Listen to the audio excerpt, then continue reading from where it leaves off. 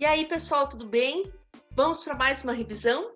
Hoje nós vamos fazer a revisão de Química. Sou professora Jussiane, estamos aí para o que der e vier. E lembrando que Química é muito importante no Enem, porque ela está atrelada à Biologia e à Física. Mas quais são os conteúdos que mais caem? Vamos dar uma olhada? Então, olha só, eu preparei um material para vocês e eu quero que vocês acompanhem comigo e vejam quais são os conteúdos mais cobrados no Enem.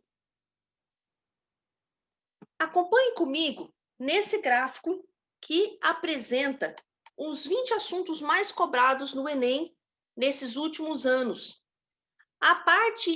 O conteúdo mais cobrado são ligações químicas e automaticamente polaridade e forças intermoleculares, porque uma coisa está relacionada à outra. Reações orgânicas também é bastante cobrado, está em segundo lugar. Depois nós temos em terceiro lugar eletroquímica, com 10% das questões de química sendo abrangidas, no caso, o conteúdo de eletroquímica.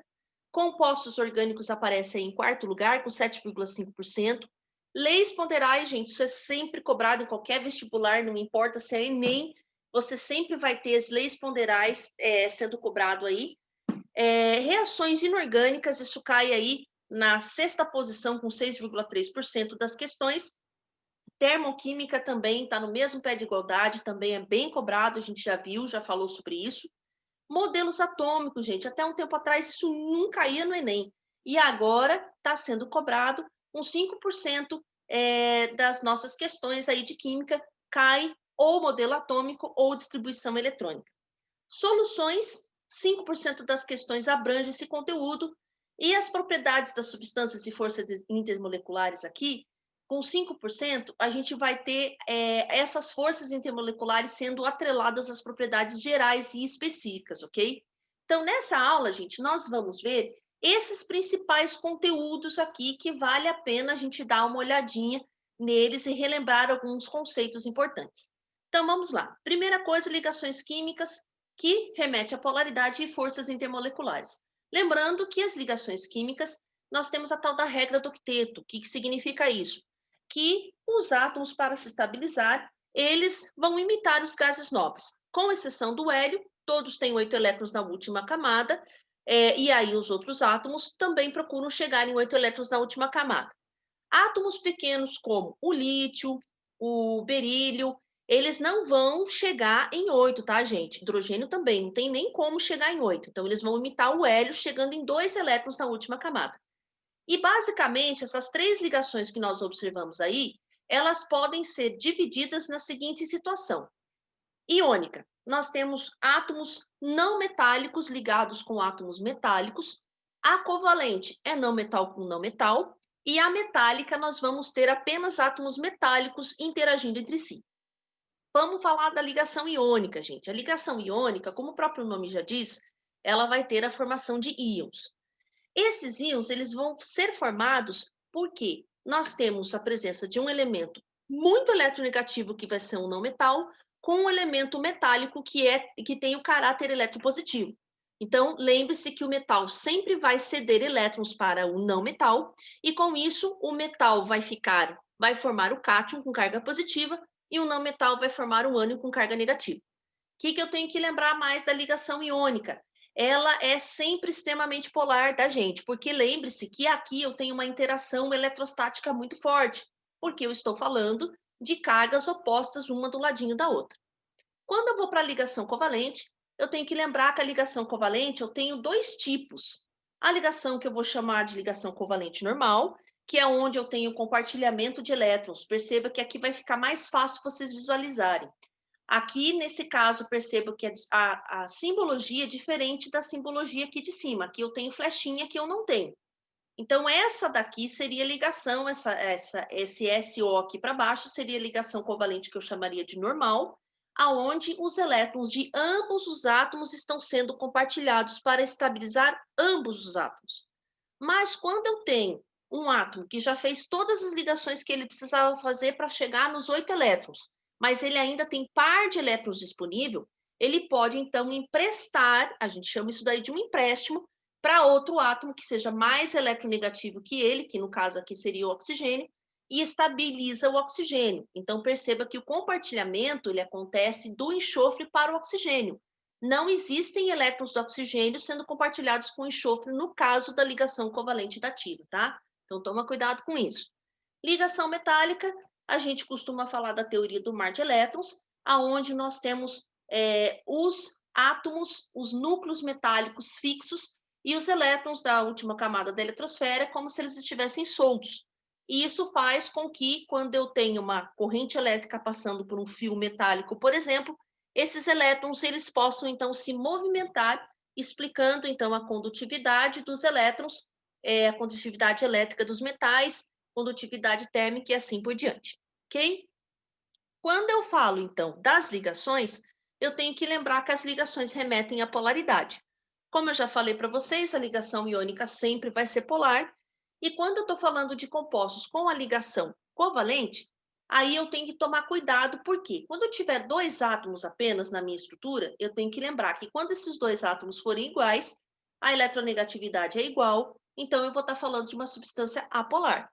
Quando esses átomos forem diferentes, aí eu vou ter diferença de eletronegatividade e automaticamente eu vou ter polaridade.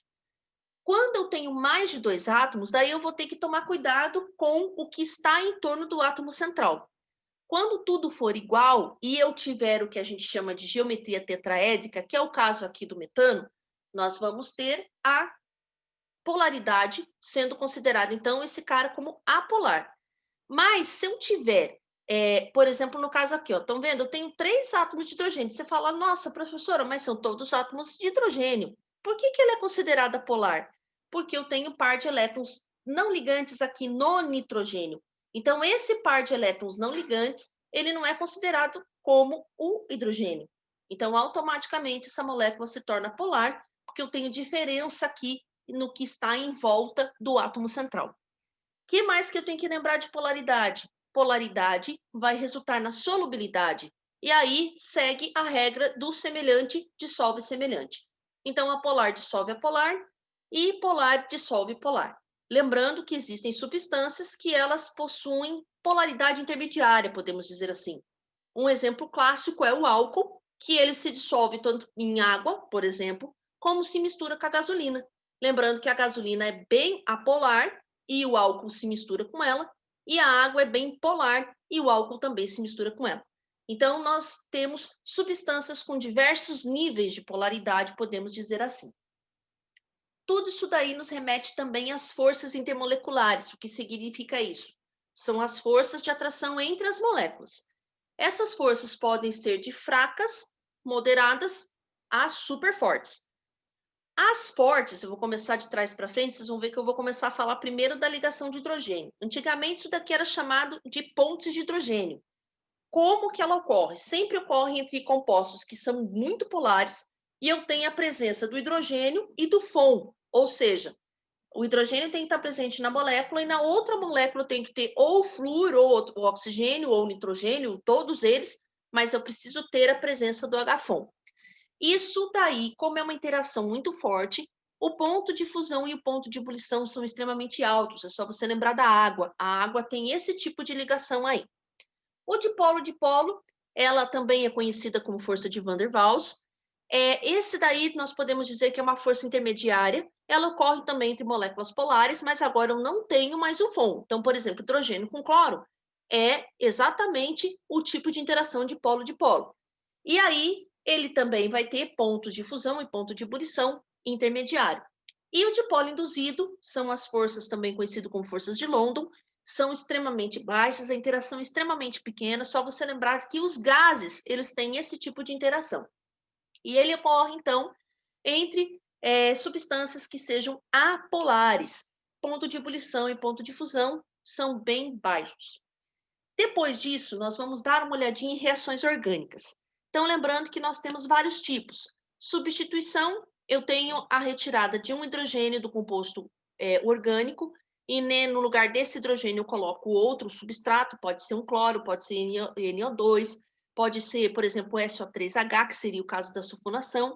Lembrando que isso daí sempre vai acontecer com uma prioridade de substituição. Sempre o carbono terciário, que é aquele que está ligado com outros 3 carbonos, lembre-se disso, ele vai ser sempre muito mais rápido de reagir, então a prioridade na reação é no carbono terciário, e em segundo vem o secundário, e o primário é o mais difícil de fazer a substituição. Quando eu falo da adição, lembrando que a adição ocorre entre compostos que têm dupla ou tripla ligação. Ah, e também tem uma coisinha muito importante aqui que você tem que lembrar. Compostos cíclicos com 3 e 4 carbonos também sofrem adição. Com 5 carbonos, dependendo das condições, você pode ter adição ou substituição, ok? Então, não esquece disso, porque a partir de carbonos, de ciclos com 6 carbonos, aí eu só tenho o que a gente chama de substituição. Voltando à adição. Aqui eu tenho que lembrar de uma regra importantíssima. A gente falou um monte dessa regra. Regra de Markov-Nikov. O que significa isso? Você vai olhar lá a dupla e vai ver os carbonos que estão na dupla. Não são os carbonos que estão para cá, é o carbono da dupla. Aquele que tiver mais hidrogênio, o hidrogênio do substrato, que no caso aqui seria o HBr, vai entrar nele. Então, sempre o hidrogênio mais, o carbono mais hidrogenado da dupla é que vai receber o hidrogênio do substrato que você estiver trabalhando. Lembrando que a única exceção dessa regra é quando você tem o mesmo HBr, só que no caso ele tem que estar na presença de água oxigenada, que não é o caso aqui, tá, gente? Então toma cuidado com isso. Reações de eliminação. No caso aqui, a gente vai relembrar de desidratação de álcoois. O que é desidratação? Retirada de água. Toda vez que você tiver a desidratação intramolecular, lembre-se que a intramolecular é que acontece dentro da mesma molécula. Então, eu vou sair de um álcool, ele vai perder água, e no local dessa água, na perda dela, eu tenho a formação da dupla ligação. E quando eu tenho o tipo de desidratação intermolecular, isso ocorre, então, entre as moléculas. Eu vou ter a perda de água, e essas duas moléculas orgânicas, elas vão, então, formar o éter. Então, lembre-se disso, que o álcool, ele, por desidratação intermolecular, ele forma éter, e por desidratação intramolecular, ele forma alcenos, ok? Não tem só isso. Reação orgânica tem aquelas reações bem chatinhas de oxidação. Então, lembre-se que quando eu tiver a ozonólise e a oxidação energética de alcenos, essas daqui eu tenho que tomar mais cuidado. Por quê? Na ozonólise e na oxidação energética, ocorre o rompimento do composto orgânico onde aparece a dupla ligação. Mas, daí, o que acontece aqui? Quando eu tenho ozonólise, lembre-se que ozonólise tem que ter ozônio, eu vou trabalhar com O3, e quando eu tiver a dupla ligação, e nessa dupla ligação eu tenho um hidrogênio presente num dos carbonos da dupla, eu vou ter a formação de aldeído. E se eu não tiver nenhum hidrogênio nos carbonos da minha dupla ligação, eu vou formar cetona. A reação para por aí, porque lembre-se que na ozonólise, como a gente usa zinco, o zinco ele ajuda a reação a parar no aldeído. A gente também conversou bastante sobre isso aí quando fez revisão, inclusive viu química orgânica. Quando eu estou na oxidação energética, eu tenho que lembrar que como não tem nada para proteger o composto orgânico, se eu tiver lá na dupla ligação o carbono que tiver com hidrogênio, ele vai formar o aldeído primeiro e ele vai continuar oxidando e vai chegar em ácido carboxílico. Isso explica, então, por que quando eu tenho lá, por exemplo, o vinho, eu tenho a formação, se eu deixar ele aberto, ele primeiro vai sofrer uma desidrogenação e depois ele vai oxidar até chegar no ácido carboxílico formando vinagre. Agora, se eu tiver carbono lá da dupla ligação, que só tem outras ramificações com carbono também, eu vou ter a formação de cetona. Esterificação e saponificação é a mesma coisa. Percebam que a gente está falando aqui da formação de água. Ó, percebam que aqui eu tenho a formação de água. E nesse caso aqui, qual é a diferença que eu tenho que tomar cuidado aqui? Na esterificação, o álcool e o ácido, eles vão reagir entre si formando o éster, e eu tenho a formação de água. E na saponificação, em vez de eu usar o álcool, que é o composto orgânico, eu uso uma base orgânica, tá, gente? E aí, no caso, quando você tem um éster já, que aqui nesse caso eu tenho uma reação onde eu não estou mostrando ácido, estou mostrando o éster, eu tenho então a formação de um sal, que a gente chama de sabão, e no caso aqui, o álcool também vai ser formado nessa reação. Lembrando que os compostos orgânicos também, eles todos amplamente sofrem reação de combustão. A combustão, quando forma CO2 e água, a gente chama de combustão completa, e quando ela forma CO e H2, ou carbono, né, e água, nós temos a reação incompleta de combustão. Que mais, gente? Olha só quanta coisa. Eletroquímica. Eu tenho que me lembrar que eletroquímica eu tenho duas coisas importantes aí para relembrar. Primeiro, processo de oxidação, processo de redução. O processo de oxidação é a perda de elétrons, a redução é o ganho de elétrons. Quando eu estou falando do Enem, eu vou ter que lembrar aí um pouquinho sobre eletrólise e sobre pilhas. Lembrando, então, que as pilhas também podem ser chamadas de células eletroquímicas ou galvânicas. Nesse processo, eu sempre gero eletricidade, eu sempre gero energia, e esse é um processo espontâneo. Então, lembrando, o que eu tenho que cuidar aí? Na pilha, ânodo tem sinal negativo, lembre-se da regra das consoantes e das vogais. Ânodo começa com vogal, então ele vai ter o processo de oxidação. O eletrodo sempre perde massa. O cátodo tem sinal positivo, lembrando regra das consoantes. Cátodo acontece a redução e ele sempre vai ter o ganho de massa. Agora, quando eu estou lá na eletrólise, eu tenho que lembrar que a eletrólise, que também é chamada de célula eletrolítica, agora lembra, não é eletroquímica, é eletrolítica ou célula combustível, ela requer energia para que aconteça o processo de oxidação. Então, eu tenho dois tipos de eletrólise. A ígnea, que eu tenho que fazer com que um composto ele seja fundido, passo corrente elétrica por ele, e aí eu faço o processo da eletrólise, e aquosa, onde eu dissolvo o composto em água. Só que nos dois casos acontece a mesma coisa. O processo não é espontâneo, e aí eu tenho vários objetivos ao se fazer a eletrólise. Cuidado que aqui nós temos uma inversão dos sinais dos eletrodos. Então, lembre-se que o ânodo, ele continua pela regra das vogais oxidando, mas agora o ânodo, ele tem o sinal positivo, porque o ânodo atrai ânions. E como o ânion tem sinal negativo, então esse eletrodo não pode ser negativo, ele tem que ser positivo. Cátodo, a mesma coisa. O cátodo, pela regra das consoantes, ele então vai fazer o processo da redução, mas lembre-se que o cátodo, como ele atrai cátions, ele tem que ter a carga oposta do cátion. Então, o cátodo tem sinal negativo. E lembre-se que na eletrólise sempre tem o consumo de energia elétrica. O que mais? Funções oxigenadas, gente. A gente já bateu bastante na tecla em relação a isso. Reconhecimento de funções oxigenadas. Então, lembrando aí que nós temos várias funções oxigenadas. No Enem, costumam cair as funções oxigenadas e nitrogenadas, então não se preocupe muito com aquelas funções que têm uns nomes diferentes. Aí estão as principais para você relembrar: álcool, aldeído, cetona, o enol, cuidado com ele, éster, éter, fenol e assim por diante. Não confunda fenol com álcool, lembre-se que o fenol, o OH, está ligado a um anel aromático. Aí, nas funções nitrogenadas, nós temos só 4, aonde nós temos o nitrogênio, apenas o nitrogênio, nós temos a amina, e quando esse nitrogênio está do lado de uma carbonila, nós temos o que a gente chama de amida, C-tripla-N nitrila, e nós temos aí os nitrocompostos, que é a presença do Na2.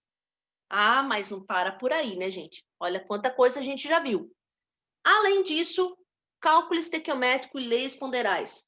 As duas principais leis ponderais que você tem que lembrar: lei da conservação das massas, tudo que entra em massa, sai em massa, e lei das proporções constantes, que é aquela história da receita de bolo. Se você usa 2 xícaras de farinha e 2 xícaras de açúcar, se você dobrar a tua massa, você tem que dobrar tudo na mesma proporção.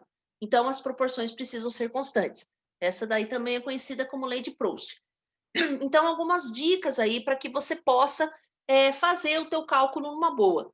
Primeira coisa, se não tiver a reação química lá descrita, você precisa montar ela e cuidar demais, porque ela precisa estar balanceada. Depois você vai identificar quais são as espécies químicas envolvidas, identificar a relação numérica, que você vai ver isso pelo balanceamento, montar a regra de 3. Lembrando que essa regra de 3, ela precisa sempre ter os dados que a gente retira diretamente da tua reação balanceada. No caso, se for massa, você vai ter que usar a sua massa molecular, ou massa molar, melhor dizendo, massa atômica, e cuidar com os números do balanceamento, e aí fazer um comparativo com os dados do teu enunciado. Gente, cálculo estequiométrico é pura interpretação de texto. Então, vai com calma aí e mas se lembre sempre que 1 mol de qualquer substância química corresponde a 6,02 vezes 10 a 23 átomos ou moléculas ou íons, qualquer coisa pequenininha. E 1 mol também corresponde a 22,4 litros na CNTP. E lembre-se que agora a gente usa a tal da CPTP também, que é 22,7 litros. E o exercício, no caso, o enunciado vai te avisar quando que você vai usar. Reações químicas, essas são fáceis. A gente aprende isso lá no finalzinho do primeiro ano. Reação de adição. Então, lembre-se que eu tenho vários reagentes e apenas um tipo de produto. Reação de decomposição, exatamente o contrário. Eu tenho apenas um tipo de reagente e vários produtos. E aí nós temos as reações de simples troca ou deslocamento, aonde nós vamos ter uma reação aonde eu tenho uma substância simples, fazendo então a troca com uma substância composta, olha lá. E aí eu tenho que lembrar que eu posso substituir os cátions, para isso eu tenho que usar essa linha de reatividade, essa fila de reatividade, lembrando que sempre quem está no começo é o mais reativo, e o mais reativo, ele, então, faz a troca com quem está depois dele nessa fila, e também a fila, no caso de reatividade, para os ânions, para a troca de ânions. Então, lembrando que quem está aqui no começo também é o mais eletronegativo e troca com quem está depois dele nessa fila de reatividade. Dupla troca, lembrando que eu tenho duas substâncias que são substâncias compostas reagindo entre si. E, por último, as reações redox. A gente já viu um pouquinho sobre isso daí, que quem, então, sofre oxidação é quem perde elétrons. Lembrando que quem perde elétrons para reduzir outra espécie química. A gente chama, então, esse cara de agente redutor. E quem ganha elétrons é o cara que está reduzindo, por isso que a gente chama, e ele reduz oxidando outra espécie química, por isso a gente chama ele de agente oxidante. Termoquímica. Nossa, professora, quanta coisa você já falou. Não vai terminar? Calma que eu já estou terminando. Então, lembrando que termoquímica estuda o calor envolvido nas reações, e aí nós temos, então, as reações exotérmicas, que são aquelas que liberam calor.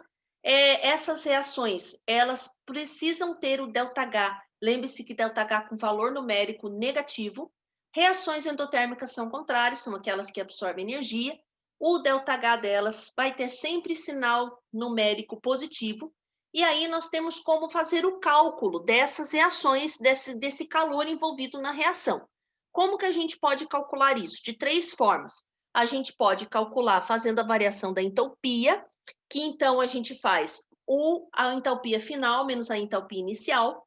Nós também podemos calcular pela energia de ligação. Lembre-se que a energia de ligação a gente vai fazer o H dos reagentes menos o H dos produtos, ou seja, a entalpia dos reagentes menos a entalpia dos produtos. E aí a gente tem que sempre lembrar que, no caso dos reagentes, a gente absorve energia para poder quebrar as ligações, e no caso dos produtos, a gente libera essa energia, por isso do sinal negativo. E lei de Hess aparece em várias equações, e nessas equações você precisa então somá-las para conseguir achar o ΔH final da reação que o exercício te indicar, ok? O que mais você precisa saber? Olha lá, modelos atômicos, louco de fácil isso daqui também. Nós temos basicamente 4 modelos.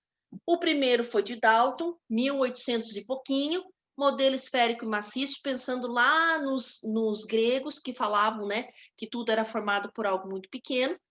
O Dalton fez também os postulados dele. Essa história de substância simples, substância composta, quem fez foi ele, determinou foi ele. Praticamente 1000 anos depois, praticamente 100 anos depois, chegou Thomson.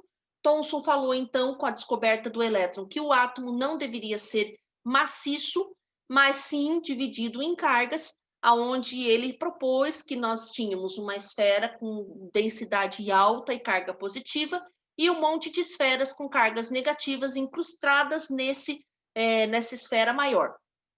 Depois disso, a coisa começou a andar rápida, com a descoberta do raio-x, e daí logo a radioatividade começou a ir em voga.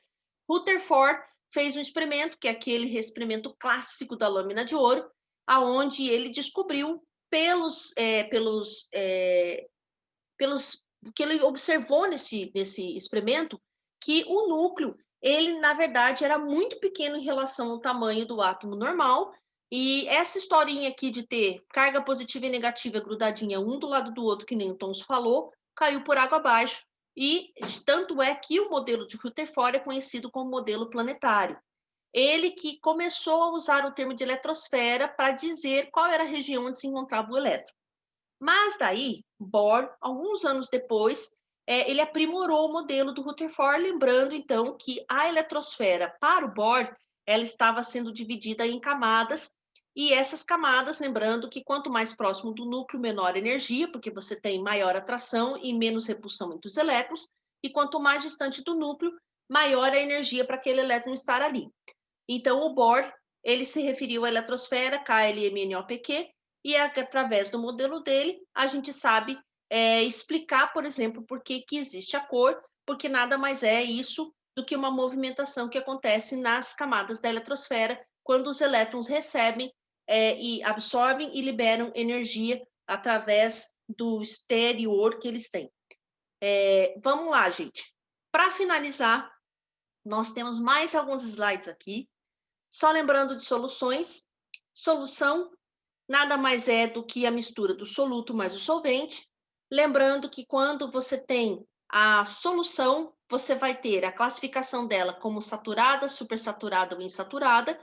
Lembrando que isso daí tem a ver com coeficiente de solubilidade. O coeficiente de solubilidade sempre é dado por uma quantidade de massa do sal, sempre dissolvido em 100 gramas de água. E aí nós temos que lembrar que daí surgem alguns gráficos. E esses gráficos aqui, ó, lembrando que toda vez que o gráfico, a linha vai para baixo, eu chamo de dissolução exotérmica, quer dizer que quanto maior a temperatura, mais eu prejudico a solubilidade do sal. E quando ela for endotérmica, a curva ela vai para cima. Lembrando, então, que esse coeficiente de solubilidade que vai dizer se a minha solução é saturada ou insaturada. Então, lembrando-se que quando eu estiver exatamente no coeficiente de solubilidade, a minha solução vai ser saturada. Quando ele estiver abaixo do coeficiente de solubilidade, ela vai ser considerada insaturada. E supersaturada, a gente toma cuidado com isso. A supersaturada, ela é uma solução aonde eu alterei a minha temperatura para mais, ou seja, eu adicionei, eu dei calor para solubilizar um sal, então ela solubiliza a quente, e quando eu resfrio de novo essa solução, ela permanece com tudo dissolvido. Então, ela aí é considerada supersaturada. As fórmulas mais usadas seria da concentração comum, que é a massa sobre o volume em litro, molaridade, que a gente usa mol sobre o volume em litro. Aqui nós temos também a fórmula da titulação. A titulação ela pode ser também usada para misturas de soluções, diluição de solução, e a fórmula do Tito. Gente, essa parte aqui não estava lá como sendo um dos mais pedidos. 5% das questões envolvem deslocamento de equilíbrio, mas eu acho importante a gente fazer essa revisãozinha aí. Então, lembrando que existem praticamente 3 fatores que vão fazer o meu deslocamento químico acontecer. Ah, mas professor, eu não lembro nem o que é equilíbrio químico. Então, vamos lá. Equilíbrio químico são reações reversíveis, ou seja, elas vão e voltam. Mas o que acontece? Quando eu tenho uma reação que entrou em equilíbrio químico, quando a velocidade de ida é exatamente igual à velocidade de volta. E aí eu tenho que tomar o cuidado seguinte, que isso daqui segue o princípio de Le Chatelier. Toda vez que eu aumentar a concentração de um lado, eu vou ter o meu deslocamento de equilíbrio para o lado oposto. Então, se eu aumentar a concentração de um dos reagentes, eu vou formar mais produto. Se eu aumentar a concentração do produto, eu volto a formar reagentes. Lembrando que quando eu faço o processo contrário, em vez de eu aumentar a concentração e eu diminuo, para o local onde eu diminuir, o deslocamento de equilíbrio vai se dar. Temperatura, gente. A temperatura eu tenho que cuidar para ver se é o processo endotérmico ou exotérmico. Por quê? Quando eu tiver uma reação exotérmica, o exotérmico libera calor. Então, se eu colocar mais calor naquilo que quer liberar calor, eu prejudico a reação. Então, em vez de eu formar produto, eu volto para o reagente. Agora, se uma reação exotérmica ela quer liberar calor, ao resfriar aquela reação, eu ajudo ela a liberar o calor. E aí, eu vou formar mais produto. O contrário acontece com a reação endotérmica. Endotérmica precisa absorver calor. Então, se ela precisa de calor e eu ainda resfrio, eu não ajudo a reação. Então, ela não forma produto, ela volta para o reagente. Agora, se eu tiver uma reação endotérmica e eu forneço calor e ela já quer o calor, e aí eu vou ter, então, a formação de maior índice de produto. Quando eu estou falando de pressão, lembre-se que aí eu só posso olhar para aqueles caras que estão no estado gasoso, e aí eu tenho que lembrar de olhar o número de mols daqueles que estão no estado gasoso. Quando o número de igual do reagente for igual ao do reagente do produto, eu não tenho deslocamento de equilíbrio. Mas se eu tiver número desigual, daí eu tenho que lembrar sempre o seguinte: se eu aumentar a pressão, lembre-se que a pressão faz com que as moléculas, as partículas ficam mais juntas, ele vai deslocar para o menor volume, ou seja, para onde eu tenho o menor número de mols. Agora, se eu diminuir a pressão do sistema, eu estou ampliando o espaço, aí eu faço com que as moléculas se separem, e aí eu vou, então, deslocar o meu equilíbrio para aonde eu tenho um maior número de mols. Catalisador, não esquece, ele não desloca o equilíbrio. A única coisa que o catalisador vai fazer é fazer com que a sua reação chegue mais rápido, ela alcance mais rápido o estado de equilíbrio, mas ele não desloca equilíbrio. Gente, deu para pegar alguma coisa aí? Muita coisa, né? Mas eu espero que isso daqui, essas dicas, esses conceitos que a gente relembrou aqui, ajude bastante você nessa prova. Boa sorte, que você possa estar concentrado e fica firme que vai dar tudo certo, viu? Então, se cuidem, fiquem com Deus e que tudo possa dar certo nesse Enem aí, que você tire de letra. Um grande beijo e é o meu desejo que todos vocês tenham um sucesso danado, tá? Beijão, galerinha!